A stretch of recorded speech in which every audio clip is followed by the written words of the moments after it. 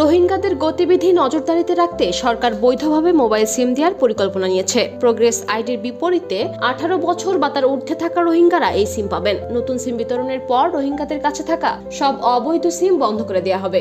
আগামী 25 August Rohingya camp পরিদর্শনে যাবেন প্রধান উপদেষ্টা। এই সময়ের মধ্যে বিশেষ সিরিজের 10,000 সিম বরাদ্দ দেওয়া হতে পারে।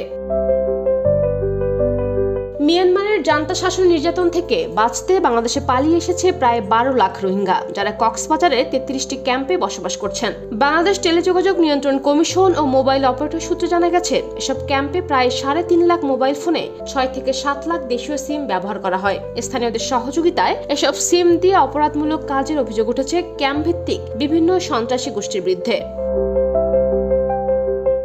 নিরাপত্তার কারণে রোহিঙ্গাদের বৈধভাবে সিম ব্যবহারের সুযোগ দিতে সরকার উদ্যোগ নিয়েছে। এ নিয়ে মোবাইল অপারেটরদের সঙ্গে এর মধ্যে 2 দফা বৈঠকও হয়েছে। বিটিআরসি অপারেটর সূত্র বলছে, রোহিঙ্গাদের জন্য আলাদা নম্বর সিরিজ রাখা হবে। জাতিসংঘের শরণার্থী বিষয়ক হাই কমিশনে রোহিঙ্গাদের নিবন্ধন নম্বরের ভিত্তিতে 18 বছরের বেশি বয়সীদের সিম দেওয়া হবে।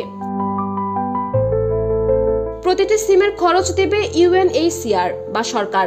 অপারেটররা 3 ধরনের প্যাকেজ অফার করবে। তবে নতুন সিম দেওয়ার পর বাংলাদেশের জাতীয় পরিচয়পত্র ছাড়া বৈধভাবে নেওয়া সচল সিম বন্ধ করে দেওয়া হবে। বিষয়টি নিয়ে আপত্তি জানিয়েছে রবি। প্রতিষ্ঠানটির chief corporate and regulatory affairs officer Shahed Alam বলেন, বর্তমানে সচল সিমগুলো প্রোগ্রেস আইডির বিপরীতে নতুন করে শুধু নিবন্ধন করা যেতে পারে।